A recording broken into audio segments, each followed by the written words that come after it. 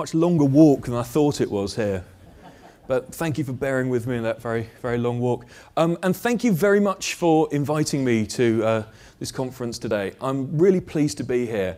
And the full disclosure, I guess, is that I am here as an outsider at what is the Super Bowl of big data today. I'm here as an outsider. My goodness, you never realise just how grey your beard is until you see it as a giant version of that. I'm not an outsider because of this foreign accent. You guys have suffered enough of Ricky Gervais and Piers Morgan and Simon Cowell's on-stage histrionics. I'm not going to add to that. The reason I'm an outsider is because I am in an industry that divides up between poets and quants. I am a poet. My day job sees me working across a very data-driven healthcare company, a superb analytics team, some very results and data-driven pure-play digital agencies, and an advertising agency. And despite the millions of dollars of revenue we get from very data and ROI-driven business, I think probably on a cosmic scale, I would be classed as a poet rather than a quant. And I guess I'm a poet in what we can increasingly call a quant's world. My favourite statistic on this was that in 2010, humanity, just by going about its daily business, generated 800 billion gigabytes of data, which works out to a MacBook Air full of data for every human being on the planet. Obviously, a MacBook Air being the standard unit of measurement in creative circles. And that's estimated to increase by 50-fold by 2020. And McKinsey are estimating that the US economy alone needs another 1.5 million data literate managers just to cope with that explosion of data. And you see it's also a client of ours, IBM, they published their annual CMO survey where they just ask the people who hold the marketing budgets exactly what are their big concerns, what are the things that need addressing. And they were very clear. They said market and technology factors. The biggest challenges you identified was the explosion of data. So it is very much a quants world that we find ourselves in. And it's increasingly a quants industry as well. This article was published a few weeks ago in Ad Age. Tech consulting giants slide closer to creative shop turf. The news that Deloitte and Accenture had, if you like, entered the creative services market. And the quotes from the leaders of those practices were really indicative of just how much the balance of power is shifting. So this is everyone coming to that same place, trying to find the sweet spot between tech, creative, and data. That notion that clients are finding it more credible to reach into marketing through data than the other way around. And that is a real shift in the balance of power. And then I read this from the article. The Old Spice campaign, which, bearing in mind, was maybe the most successful viral campaign in the history of mankind and saw an absolute massive sales spike, described as a wildly expensive manual execution. When you ask, how do you get that on a scale, on an ongoing basis, the room falls silent.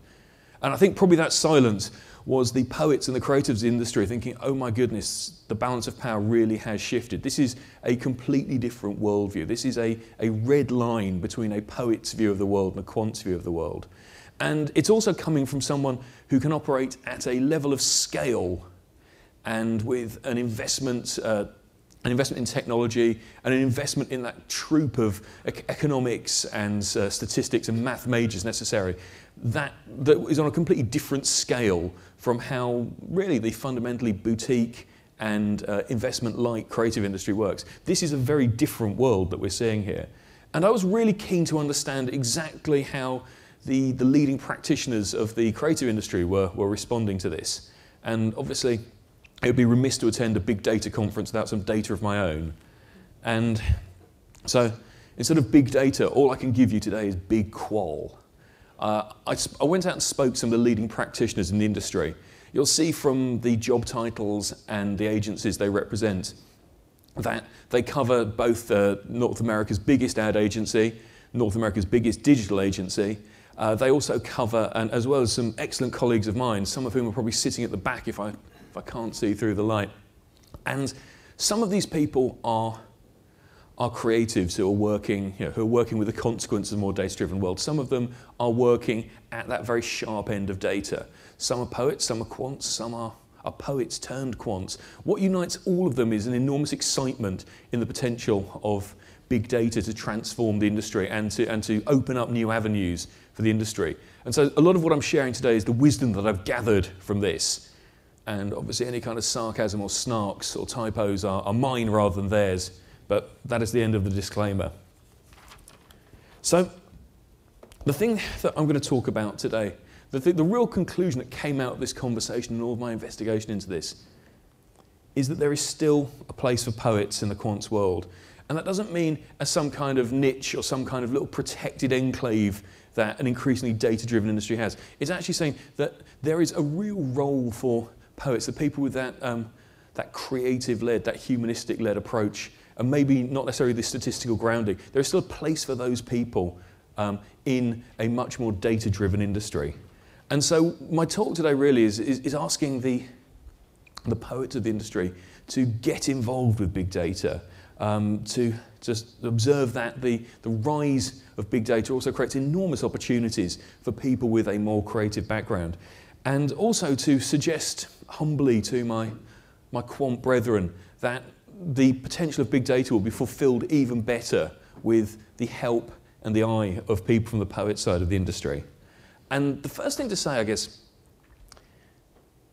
is for the poets of the industry, there is absolutely no opt-out from big data. This is reality. This is something that you cannot treat with disdain or deference, because this is turning into the engine of the industry. And this quote really summed it up from a fellow chief strategist of mine, this notion that it's a wholly artificial division that could get out of control if you do start to split poets and quants, data people and non-data people. And he observes that it's going to be a disaster for strategy in general, because firstly it could mean some people who work in the industry actually exempting themselves from data that they can't be bothered to investigate. And also, and this artificial split allows other people to think they're strategists, even though they don't necessarily have strategic or creative instincts. It would be a disaster for the poets of the industry to back off from big data. I think firstly for the poets it'd be absolutely self-defeating. The train has left the station. The graph that you've just seen about the sheer rise and scale of it suggests that the train has left the station, the centre of gravity has shifted, and it would be stupid not to take part in that. But likewise, it would be sad for the big data industry to lose that brand sensibility. The truth is, I think, that brands need a voice as well as a price, and audiences, consumers need to be captivated as well as targeted. So that do get it, don't get it split is only going to cause pain for the industry. And the truth is, it didn't always have to be like that. The notion that there are the poets and there are the quants and some of them get it, some of them don't, doesn't have to apply. It didn't always apply. There are huge corners of the industry where bridging the creative process and the input of many different streams of data was very central. This handsome, well-dressed fellow, Stanley Pollitt, was the founder of the discipline of account planning. And back in the 70s, he described the role of the account planner thus: the member of the agency's team is the expert at working with information and getting it used, all the information available to help solve advertising problems. And this was someone who founded one of the most creatively lauded advertising businesses in the entire world. And this is a company that actually started to impose a data literacy test for any strategist who joined the company. People who walked in through the door wearing brightly coloured suits and novelty glasses, expecting to be doing colouring in for a job, were told, you must now sit an hour's data literacy test to find out if you're qualified to work in this company. Ironically, what they found out was the people who did best at the data literacy test were exactly the same people who did very well in the free-flowing, qualitative, creative director interview process as well. So these things don't have to live in some kind of artificial separation.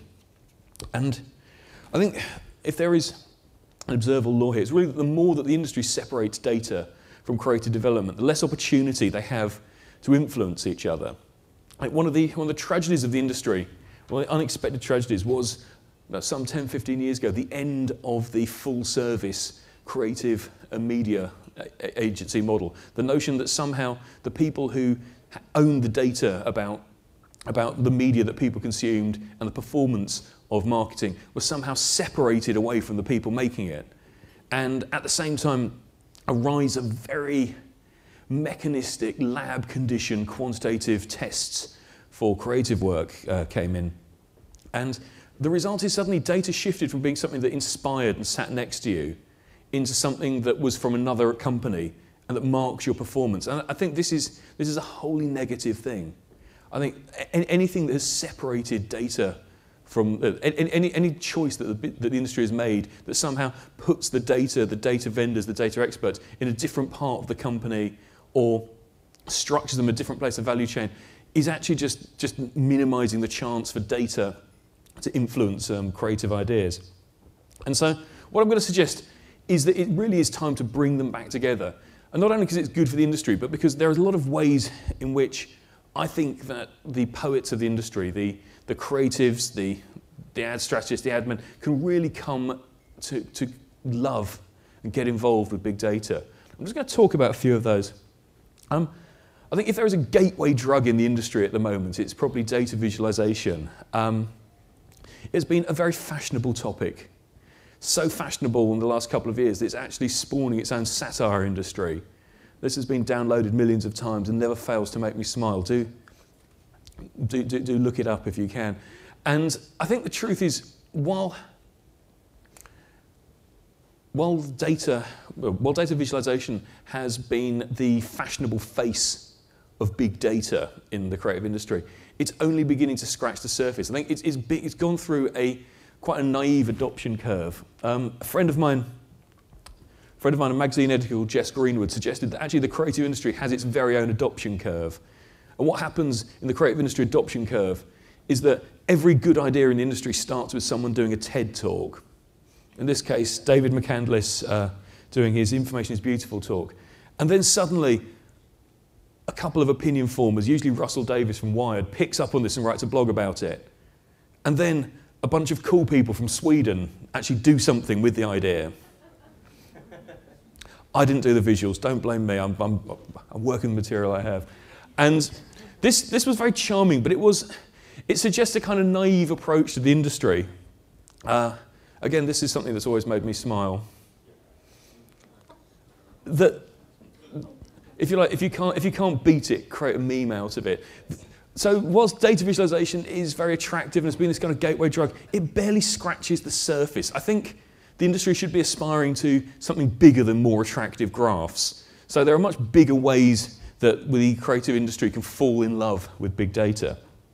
And I think the first of them is this, that big data is starting to tell us the actual truth about how brands grow. I'm not talking about the intermediate measures of ideal reach and frequency for things, ideal response rates. It's actually starting to tell us real truths about how brands grow in size. And most interestingly enough, what the big data is telling us is exactly what the poets suspected all along. And this is the point where I'm going to call out an Australian academic called Byron Sharp. This is a super book, well worth buying. And what Byron Sharp did is he managed to access immense quantities of consumer panel data. Historically, panel data was looked at, you just looked at one brand in one country. And he said, no, I'm now going to aggregate panel data from every industry in a country, or I'm going to look at one brand, I'm going to look at one category across the entire world. And eventually he amassed enough data points that he could start to observe what are really almost close to scientific laws about how brands grow.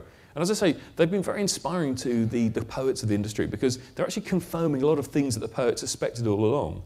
So some of the things that Professor Sharp observed from his epic data crunching, firstly is that consumers don't really see rational hair thickness differences between brands. So a lot of the whole very rational reasons to believe and key messages approach to marketing that the more mechanistic quants of the industry prefer actually doesn't apply to how people really process information about brands.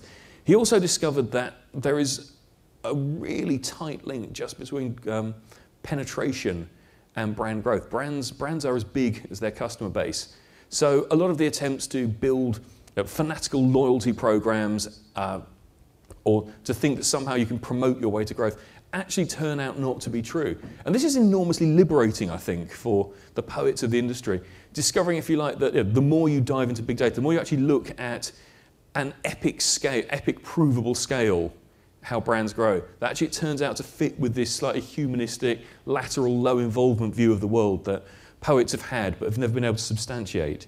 So I think this is an enormously positive thing. I think there's also a truth that a more lateral and human approach to data ends up yielding a much more insightful picture of how people behave. That, if you like, the more of a poet's eye you can take to big data, the more assumptive and humanistic you can be, the better the outcomes tend to be. If I could digress for a minute into something that my own company has done, and also step into some quite ugly charts as well, I'll talk to you about what I mean. We, for the last few months, have been working with Atlantic City, trying to work out the best way of promoting it as a destination. And like all marketing projects, we've been trying to find the audience with which we believe the brand can win. And we're trying to identify it rather than through some kind of claim behavior, actually some kind of actual behavior. And our analytics department said actually the best way to do is we'll build you a composite audience. We'll build a composite audience of all the people who've visited all the casinos in Atlantic City. And we'll also build you a control audience, which is all the people who visit the websites of the rivals. And one of the things that emerged was that the people who went to the rival sites, most of them, the majority of the customer base could be accounted for by a relatively small number of very similar demographic groups, some very similar mosaic groups. They also said, but by comparison, Atlantic City has a much bigger and more diverse audience. And already this is quite lateral, that they've built this audience on all these composite sources rather than go on to one kind of single source. And a mechanistic view would have said, right, in that case, we have a brand that is all about diversity. We're going to need to do 10 different campaigns. We're going to see division where we could otherwise see unity. And we said, no, we need to come back with some kind of better, more humanistic answer than that. And at first glance, just looking at what those audiences, there was absolutely no common ground. And so what we did, we actually sent our analysts down to Atlantic City and said, well, this is what the data has told us. What are you seeing on the ground that substantiates or explains this? And due to some kind of cosmic ordering thing, they turned up on a night in Atlantic City where James Blunt was playing at one end of a casino and the German trance DJ Tiesto was playing at the other end of the casino. So suddenly, if you like, the women who write poetry about their cats and the guys who carry glow sticks to nightclubs were somehow brought together. And at the same time they're brought together, they're rubbing shoulders with 3-generation family groups of diners, with bachelor and bachelorette parties, with old school high rollers who look like Phil Leotardo from The Sopranos. And almost like in the only place that you'd ever see all of those people together, rubbing along very nicely.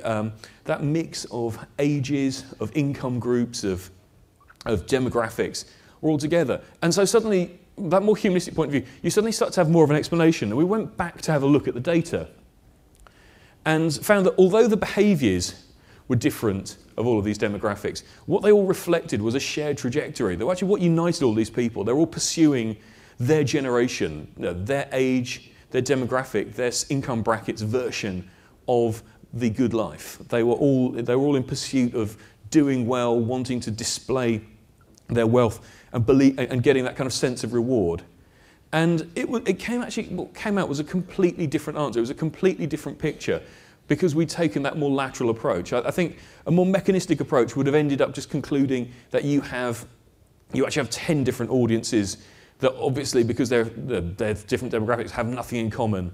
We could alternatively have spent weeks doing the world's best qualitative research at enormous cost, an absolute Hail Mary pass for debrief, and somehow hope we could come back with this conclusion. But we didn't. And I think the truth is, by taking that lateral, humanistic, trying to knit back the data to a human truth approach, we ended up with something far better. And I think the knowledge that if you take that more lateral, speculative, pirate, humanistic approach to your data, you actually ended up getting a much better, truer, and more usable answer. The other thing that I think is going to help the poets of the industry to love big data is the truth that big data still needs big interpreters. And when I interviewed all the people I've shown you, the people who were most at the forefront of the data industry and the data section of creative companies were the clearest on this point. I'm just going to read out a quote from a guy called Les Binet, who really, on the face of it, is definitely a quant rather than a poet. He was a PhD in physics and economics, set up an econometrics unit of a company 20 years ago and is now advising Wharton Business School, so definitely a quant rather than a poet. And he said data in itself is actually pretty useless. It's how you analyse it that matters. And while technology allows us to collect much more data now, what passes for analysis is actually quite crude in terms of human insight. Analysis of response rates often no more sophisticated than what Claude Hopkins was doing in the 1920s. And he suggested that partly this is because it's so new and we're getting used to it, but also the human resource issue, that what you really need to do this job is both a really good grasp of mathematics and a really good grasp of the human soul. And so obviously good mathematicians also understand consumers as people are relatively rare. So a real cri de coeur from someone at the hard quant end of the industry saying we're going to need some really human interpreters of data. We're going to need, just use this old IBM model, someone's going to need to sit at the top of that pyramid and turn those infinite amounts of data into what counts as general human wisdom. This is a real gap for the poets of the industry to fill. And I think the final way that the poets of the industry will and should come to love big data is the fact that it's an absolute raw material for creativity. It's not only a raw material for insights and better targeting, it is a raw material for actual creative development and actual creative products. And the question then becomes, what data can you pull and what can you learn from it? So, as I say, the very act of living generates data. The different data points that are created just by going through life are actually sources of, are real sort of sources of creative inspiration. This from Nike, actually seeing what everyone in a city going running at 5 a.m. looks like. It's fascinating, it's entirely data-driven. This example from Simple Bank, who observed that every time you use a debit card, you generate 120 fields of data. Right now, banks are only interested in one of them, which is, can I afford to pay for this thing? What could you create for people? How can you make their lives easier with, if you use the other 119 of them? Nike Fuel is another great example. A product actually built out of data, creating something new, a new measure of physical activity, which, as well as being completely created out of the data that audiences give you, makes Nike better informed and makes them an opinion former in their core area. And even Buddy, seeing a bit of social good here, the notion that you can text every day how you feel 1 to 5 if you have clinical depression. If you type 1, someone can come to your rescue. Data is actually a raw material for for creating better ideas. And so I think what we really need to see is basically going from data being this thing that optimizes campaigns at the end of the process. It needs to go to inspiring people at the very start of the process. And I think as poets of the industry come to love data more, we should see 3 great new disciplines, 3 great new behaviours. The first is what I call data jacking, that kind of very assumptive, pirate-like treatment of data, taking lots of data from different sources, making very lateral leaps with it, comparing it back to human psychology, and then coming up with the answer. And I think that's going to take a lot of rigour, but I think it's actually an approach that poets can take uniquely and do a really good job with. The second is this issue of data narrating. Who is going to sit at the top of the pile? I would really like to see the poets of the industry throwing themselves at Accenture, and rather than kind of criticising that mechanistic approach, offering their services, going and sitting on that pyramid and interpreting that data. And I'd like to see data fueling as well. The notion that you should begin every creative development project with the question, what data points do we have and what can we make with them? Data being used as a fuel for upfront creative development. And I think the truth is, if you do that, you'll actually see this kind of transformation economy. Years ago, the creative industry realised that the most powerful advertising was useful as well as creative. And now I think we can actually be transformative. That notion that you can use data to create some kind of engagements that leave people happier, wiser, healthier, smarter. It's a higher level of creativity you can get to if you're working with data. I'm just going to end on this lovely quote from Aaron Pilhofer, the digital director of the New York Times, who says, journalists need to treat data as a character in one of their stories. It's just a source. You need to knock on the door and ask if the data has a story to tell. And I think this is what our industry needs to do. the creatives, the admin, the poets, the industry need to knock on that door and ask the data if it has some kind of story to tell. I mean, we saw a generation ago taking a lateral, humanistic, practical approach to psychology led to the creation of qualitative research. And I think the creative industry has only just begun to apply that same lateral, pirate-like, humanistic approach to big data to create something new. And I think when it does, it will create something that not only will keep the poets in the game, but will actually make the industry better, will make communications better, and will help big data to really fulfill its potential. Thank you very much, guys. We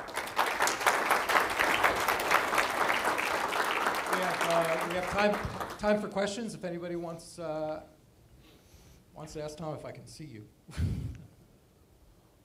I want to know, as a former academic, I love hearing this because it seems like I might have a job with you. But I'm curious about operationally how you bring them together. I mean, we know what a creative room often looks like. We know what a data room looks like. How are you actually bringing them together, and what do you find are the best ways that you actually bring those people in the same room and find, or maybe not in the same room, but find ways to create conversations across them that really bring these sorts of things up? Okay, the two very practical answers to that. The first, this is just something that happens in our office.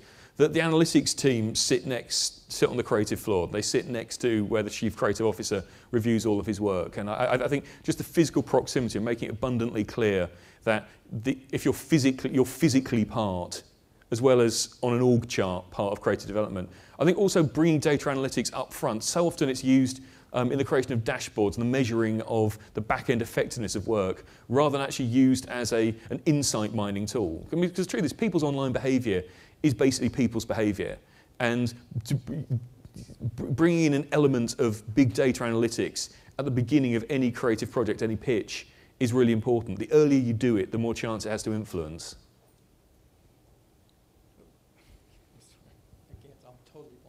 Well, ladies and gentlemen, throughout the day when you have questions, if you could please stand and then mention your name and company, that would be great. Thanks a lot. Just a question to Joe Turo. I'm from the University of Pennsylvania. I'm just curious, they made a decision at your company to choose a chief strategy officer who was a poet to deal with the intersection, the connection between the poets, as you call them, and the quants. Do you understand? I assume you applaud that idea. Can you see that some people would go the other way, and what would be the pros and cons of that? In other words, getting a chief strategy person who's a quant, is that an issue, is that a problem in the ad world to try to navigate that kind of schism?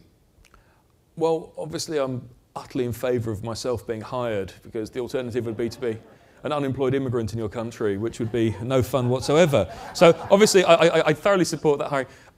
I think that there's no fundamental issue about hiring a quant rather than a poet, because fundamentally the job is to be the intersection. And I think what's important is you have to understand both. And maybe there. Pardon me? Is it easier for a poet to understand the quants and navigate that with the client, or vice versa? I could make a case that a poet can speak better to the issues than a quantitative person, but then again, you're dropping things on the floor too when you do that.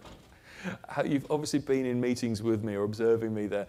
I think that there is no fundamental reason. I think what is most important is the ability to bridge.